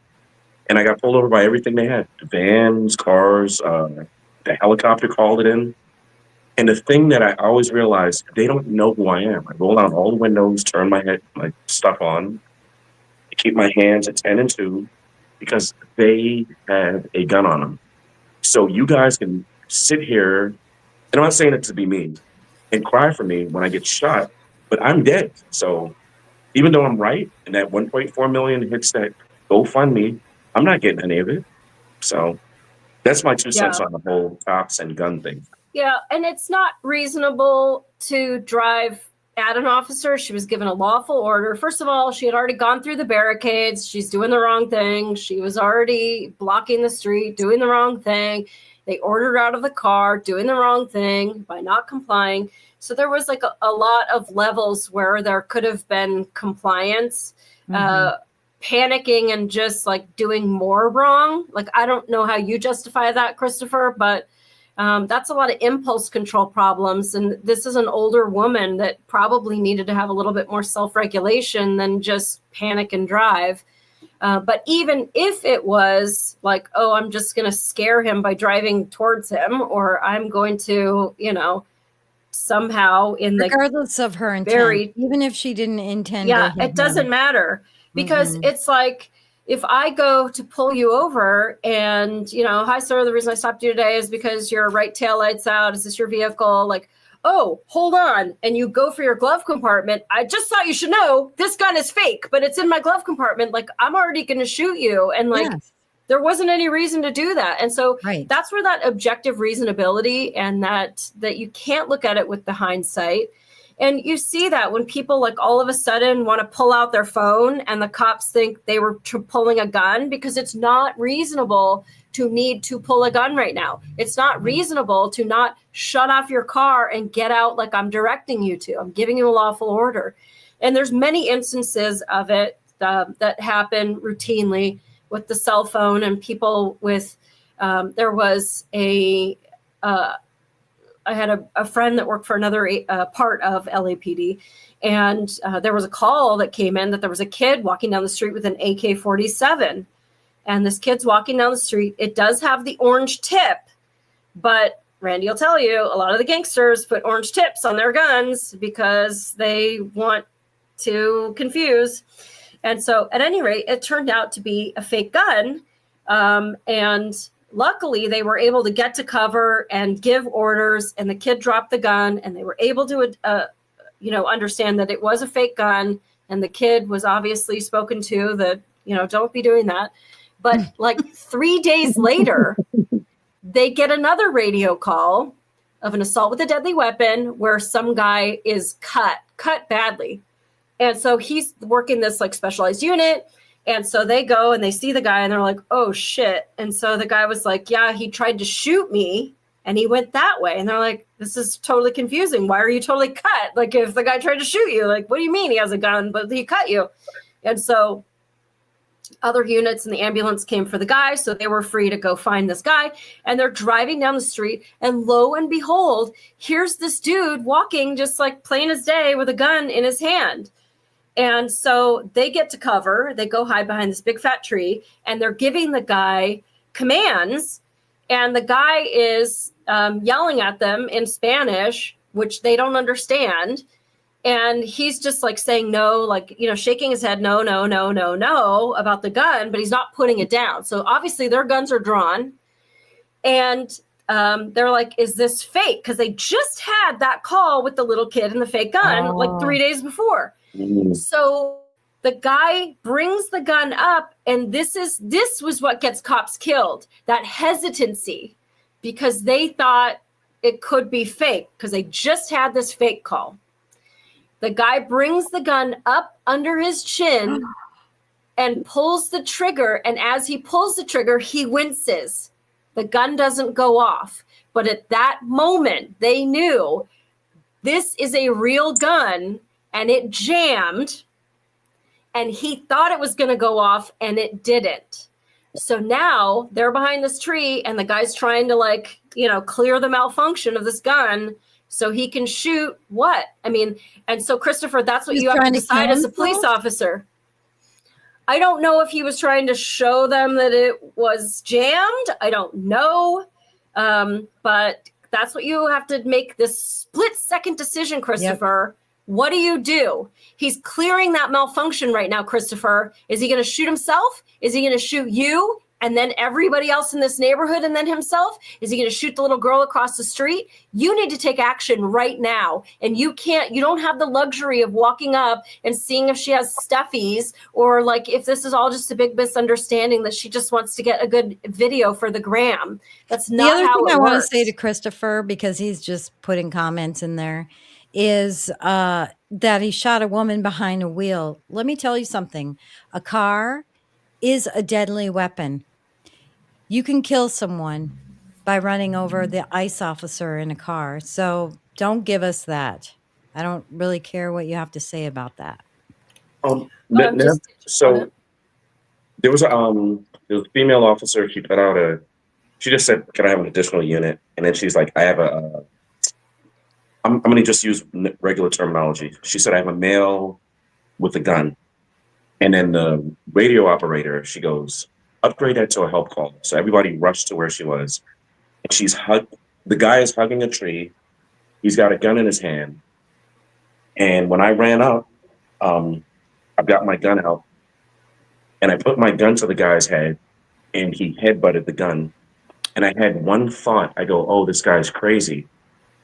And I put my gun away, and I asked the officers behind the guy, I go, "Does he still have the gun?" He goes, "It's in his hand."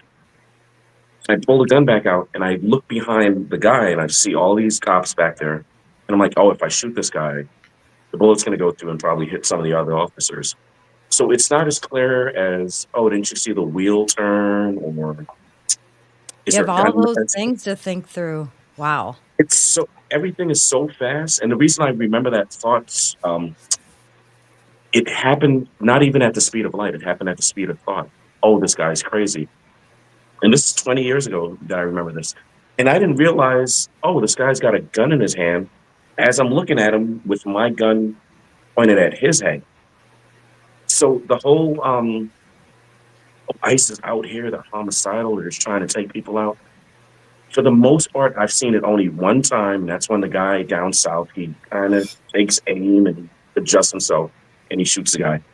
The rest of it's split-second stuff. You don't even have time to think about what's going on. Molly's chasing a stolen car, and she's telling her partner, "Put it out, dude, I'm chasing this guy." And she has to broadcast because that was stuff that was going on minute by minute, and her partner had freaked out and kind of just stepped out. Yeah, so, that fight, flight, or freeze. He was definitely freeze, that one. And I'm not judging Chris. I mean, anyone can feel however they want about this whole situation.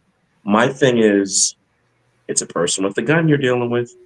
And I tell the Somali all the time, ingredients. There's so many different things that you're putting into this thing before whatever happened.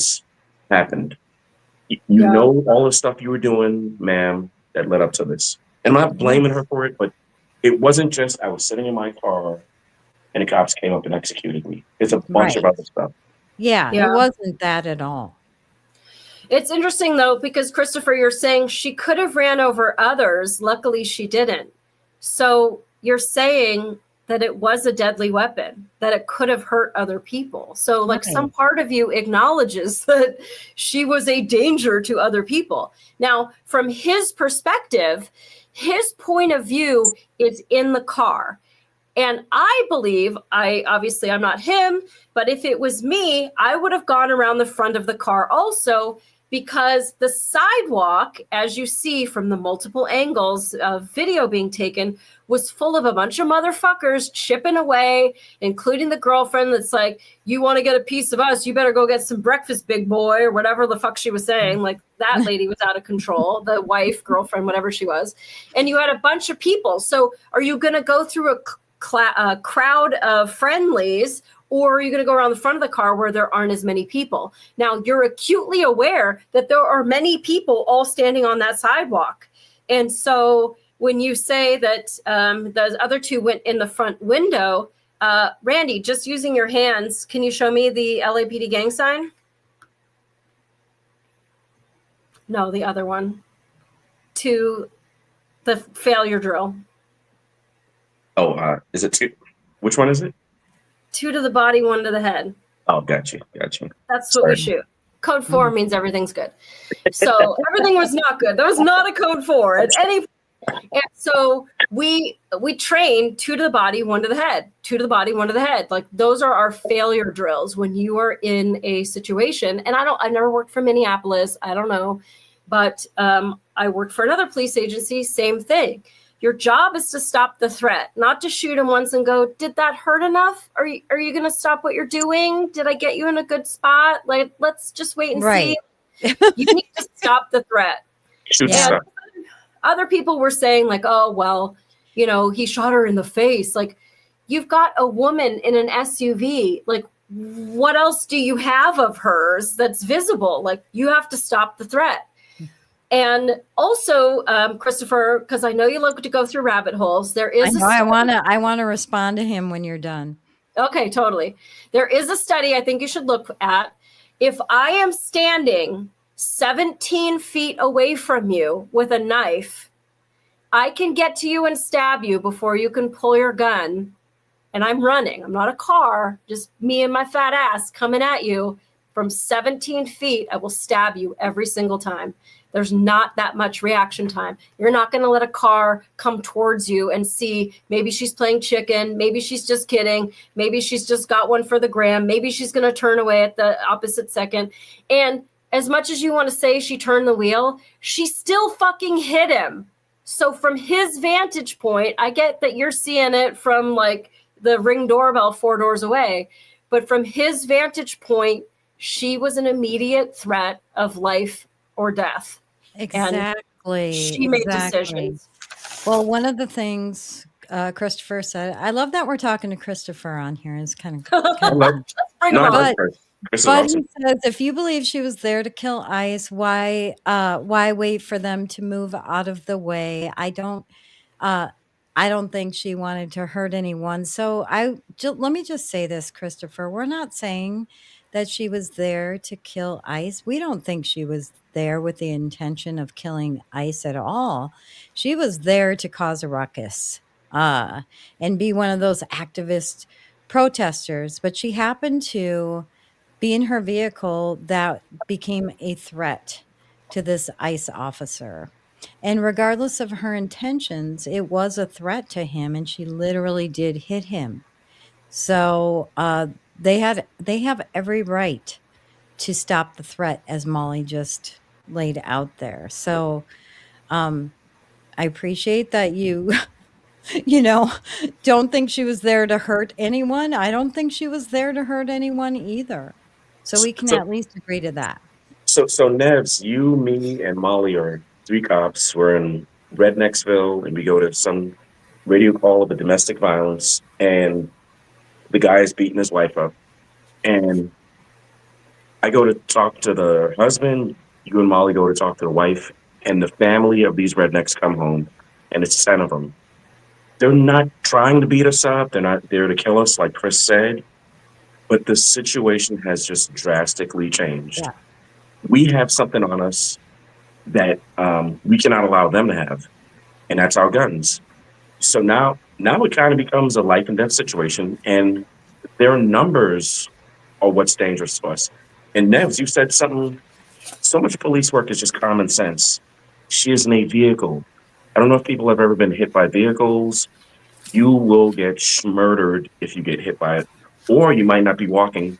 And had she hit him and he got hurt, no one would care. The left would probably be happy and dancing and Probably. celebrating. They'd be celebrating. And to Chris's point, I'm not mad at Chris. I mean, if however he feels about it is his right to do so. But there's a bunch of stuff that escalated the situation, and it's okay. Let's say ICE is this dangerous, horrible organization of a bunch of murderers. It goes back to what Molly said. I don't swim with They're sharks. not, though. Well, I don't swim with sharks, and I don't play with people's dogs. My dog doesn't bite. I don't care. He's got a mouthful of teeth, and I'm not vilifying anybody. I'm just saying we're so entitled in this country. We're just like, I'm going to do what I want to do when I want to do it, and then horrible stuff like this happens. I shouldn't have got knocked out in the bathroom. I was at the club. I was running my mouth. They shouldn't have hit me, and I shouldn't have woken up in the bathroom, passed out because they hit me. But I had done so much other stuff. Oh, I'm right here. Look at me. Crazy stuff. And the same with Molly. These people are doing a serious job. They're not saying who can jump rope the best. No. I have to go get these illegals. I'm mandated by the state. I'm doing this thing. And these people are playing a game. And they're like, oh, let me see it. Look, I'm getting my selfie, SJW time. Or TikTok. Yeah. Or whatever. How many likes can I get? Yeah, I think it's so Super Biatch said after shooting her car went down the road and smashed into a car. What if there was a kid standing in the road? Who would be responsible then? Okay, so again, you are establishing that a moving vehicle is dangerous. Yes. And so you're kind of making the point. You're like, you're almost there. And so at the point where she punched it and the wheels spun, did you see that angle of it? She wasn't in control of her car at that moment anyway. If the officer wasn't in the way, she would have gone faster towards the other side of the street because her car wasn't turned to the right, like everybody said, if she hit the left side of the street after blowing through there. Right. So it's, it's like you're almost there. I think one thing, hey, Red Bike, one thing I would say is just broadly with these protests and stuff, because we see that they're arresting one person and then you've got a mob of people surrounding the officers to, chip away and throw things and try to lynch them. Imagine if you're a leftist and you get arrested for lynching, and that is trying to take somebody that's in custody away from the police. And that would just be like, you got what? You got arrested for lynching? Like, that wouldn't look good. But, No. but so, I mean, there are many times, like if you're under arrest, there is a time and a place for civil lawsuits, defense attorney, getting, your story in, but that time is not at that moment. You just comply. And I remember we had to arrest a guy based off a witness testimony that's the guy. And I'm like, look, dude, I don't think it was you either. I just got to take you into custody right now and put you in the back of my car. I'm going to go get some video. Like, I'm here to find out what happened. I'm not here to punish you. The witness was some like old dude on his balcony looking down in the dark of night that said, that's the guy. I don't know what he saw or not. You don't seem to me like you were involved in it. You showed me your phone. I see that you're just going to the store and that you were taking care of your dad all day. Like, I don't think it's you. So just be cool. But when you have the whole neighborhood coming out, and this is like this phenomenon that's going on right now where everybody feels like they need to dogpile the cops and scream at the cops and like everybody needs to film. Like, you have a Zoom, get the fuck on the other side of the street, turn your little Zoom on and get out of what I'm trying to do. Yeah. Because it's not just about if you care for the person that's being arrested, understand if I'm afraid of everybody around me, there's more struggling, more dogpiling that's going on with this poor person that's under arrest. In no case are you going to get like, oh, there's 45 of you and you're all spitting on me. I guess I got to let them go. Like, right. You're only creating more of a use of force on the person at the bottom of the dog pile. And then when I go to put him in the car, typically what we would do as regular police officers with a compliant suspect, you put him pat him down, put him in the car. Okay, dude, do you want me to get your phone from your car before the tow truck comes? Do you want me to call your work and tell them that you're going to not be in today? Do you want me to call your mom and tell her to meet you at the station? Like, how do I help you? Whatever. With a compliant suspect, you have that time to be able to get the shit that came out of their pocket when we went down on the ground, like to, as they call, dust them off and like then deal with stuff. Hey, I don't want to tow your car, but I also can't leave it in the middle of the road here. Would it be okay if I legally park it and lock it and give you the keys? But if you have a mob of people there, you're just going to leave it there and it could get hit, stolen, whatever. Like, okay. But at that point, you've got to look at the physical danger before you help this guy out. And whatever he did to get arrested, whether he was shooting into a crowd or he was protesting alongside you or he robbed the store and you guys all came out to try to attack him, like whatever caused this person to go to jail, like he's going to jail and no amount of throwing a fit is going to change that. No. Well, Molly, what happens is the police officers at scene go from investigative to tactical, which is a disservice to the person getting arrested. Molly can find something that might get this person off, but that's no longer on the table because we got to get this person out of here. Hey, there's the other person who knows nope, we can't talk to them because that person's with the mob. And then to answer the question I was asked, whose fault? Is it, whose fault would it be? It'd be the media's fault and the Democrat Party's fault for hyping these people up. We voted, democratically voted for a policy to get illegals out of this country. I don't care if you voted for it or you didn't. That's what the mandate was. So that's what these people were doing. When you say, I'm going to stop you from doing that, there's all kinds of other stuff that's going to happen. I don't like that this lady died. I'm not sitting here saying, the officer is actually cool. But all of you guys who keep ignoring what we're saying, I don't know if it's feelings or ideology or anything else. No one on this panel is saying, she effed around and found out about play stupid games. When none of that is coming out of any of our mouths, and that's not how we feel. What's going on is you can't have all of these things add up, and then, Molly, after I get off of this thing with you guys, I'm gonna go have some drinks, and I'm gonna go drive down to the. Wait, you're gonna drink and you're gonna drive? Whatever happens after that, we don't know what's gonna happen. I might run a little kid over, like she said. You can't just show up to something, agitate officers who are doing their job, and not expect things to happen. A cop can be 22 or he can be 62. That guy that doesn't know anything or that guy who knows way too much, and you can get hurt by that person. And we as Americans have this entitled, I get to do what I want to do. She doesn't get to do anything anymore because she was doing what she wanted to do. Mm-hmm. Yeah, I do wonder if they are employed because it's like a Thursday. Most people are at work. And I mean, I read only one of her poems. I wouldn't personally pay for it. But if she could be making $1 million with her poetry, I guess, posthumously. But now her instigator, Drive Baby Drive, is the proud owner of like $1.4 million off of GoFundMe or whatever it is. So I really didn't want to. I have like all these notes of all these great news stories. I didn't want to spend all our time on this, but I do think it's an important one. And hopefully in talking about the actual legality of it, maybe it demystifies the people that say that ICE aren't allowed to. They're federal officers. They're not allowed to do anything for vehicle stops or whatever. So I was a police officer in the state of California and in Michigan.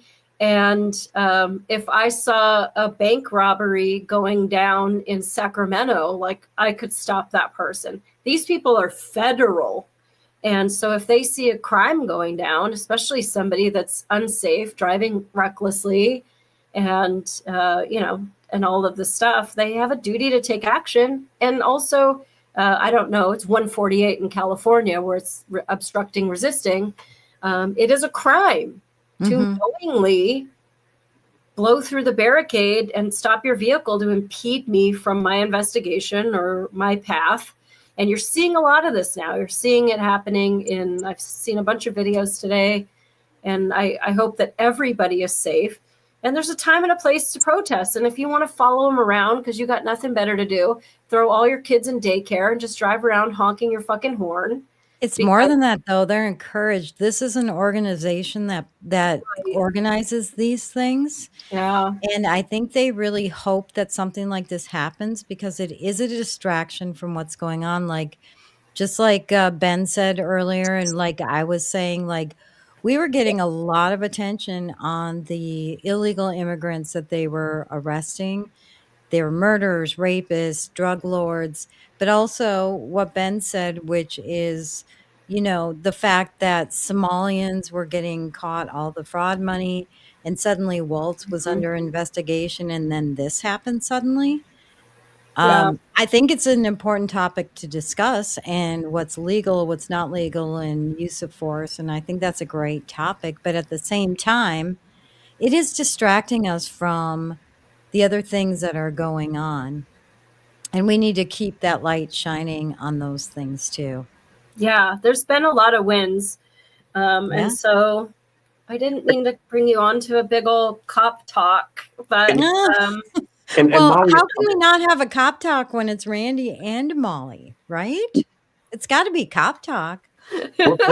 well, Molly, I'm going to defend Ben and the other young lady and say this. I don't like what they're about to do with this young lady. They're going to use her as the face of the distraction from what should be going on.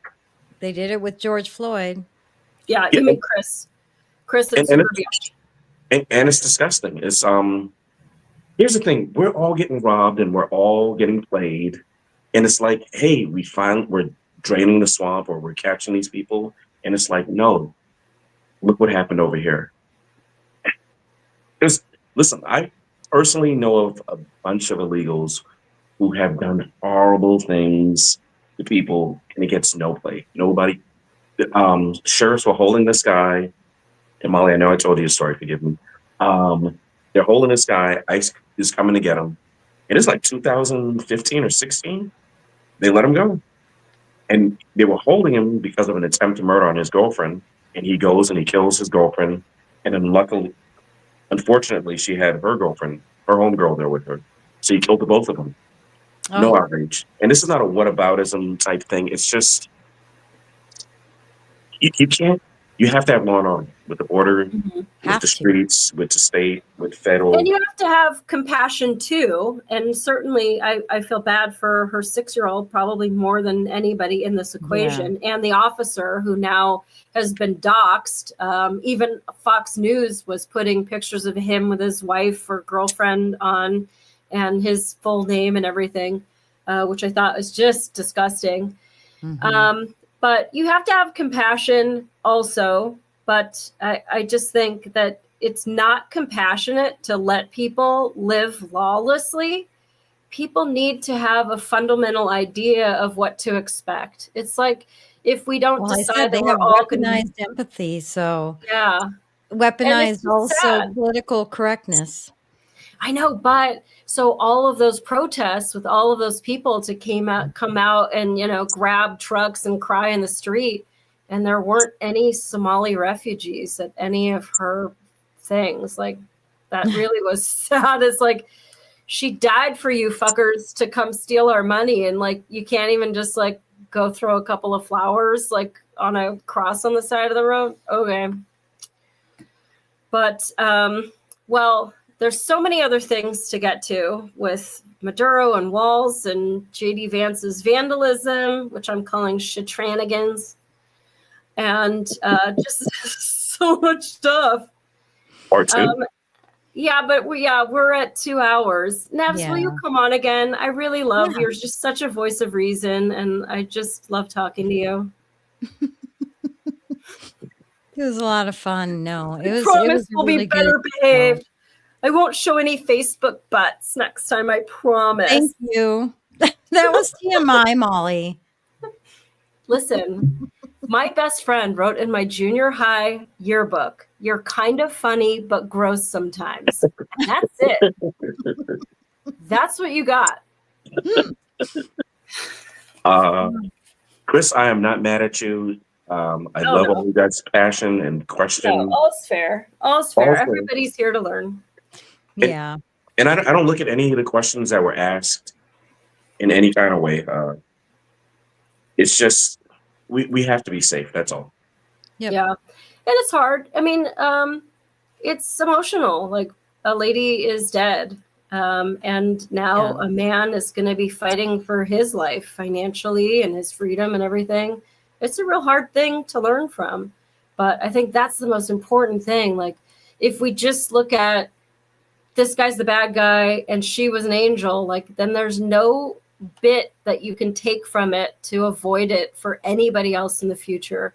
And that's wrong. It's wrong to not equip people with good information so that they can avoid that same shit. Because if you're just driving around going like, I can bust through this and do that and film them and refuse to whatever and hit the gas and like, and then they're the bad guy and my family will get 1.4 million. Like, No, that's a really good point. That's not that doesn't help your fellow man. That isn't empathy. You know, it's like you have a friend that's like anorexic or something, and you don't just like sit and watch while their teeth and hair fall out. You got to step in and, you know, gently guide them towards healthier decisions and absolutely. hopefully... Or if your friend has salad stuck in their teeth, tell them. Seriously, I do. I'm like, hey, you know, you might want to just kind of get that. Just Nevs, I'm not gonna lie, I couldn't sleep. I got like kind of sick when I bought this lady and everything. So it's not like, oh, he doesn't care. He's just being so clinical. I'm like, no, that whole situation, a lady got shot in the face. I'm not sitting there like, you know, things happen. Yeah. Yeah. No. You're not human if so that's understandable, you know. But some people aren't human. They celebrate deaths, like with Charlie Kirk. I consider that unhuman. Yeah. Oh, thank you, Circle of One. Before you go, hit the like on the video. Do it now. Please give Nevs a like. She is our super special guest, and we love having her here. So give Nevs a like. I love you. Love you. And one more time, Nevs, tell everybody where to find you every single morning. Oh, well, I've got my chronological 1-year Bible. But tomorrow we're doing Meme Wars. So you should go to rumble/QWP and watch our Meme Wars, because Ben, Circle of One, created an intro for me too and an outro. Oh, yeah. It's good. And what I love is it's like, all's fair in love and memes, and like you're supposed to steal memes everywhere. Like that's how, like, yeah, it's just a known thing. And so everybody donates memes to your channel and you guys rate them and there's winners and you win nothing but the glory, the glory of Pepe dancing and bragging rights. Super awesome. And I had totally forgotten about that little kid crying and like reaching for the whatever and like, no, whatever. I had forgotten about that meme. And so when you did your end of 2025 recap and that one won, like, I forgot that I had totally lost my shit over that meme. That really was like the best meme of the year. It was the best meme of the year. Yeah. Yeah. We got to get you to make a coffee table book. That's what we got to do with the winners. I know. Didn't you suggest? No, it was awesome. In my chat said she was considering making a meme book. Should be. And it could be the Covfefe table meme book. Covfefe table coffee book. Mm-hmm. Coffee table book. I have to say it the right way. Yeah, we should all make one together. Yes. I just give you videos all the time because that's what I see. But all right, well, we will see you tomorrow on Nevs Meme Wars, and everybody else, we will see you next Friday. Everyone be safe and have some love for people. There's a lot of fucking retards out there. Thank you, Molly. I'm honored that you invited me. Love you. Love you. Good night, Randy. I kind of love you, I guess. A little bit. me, Obi-Wan Kenobi. You're my only hope.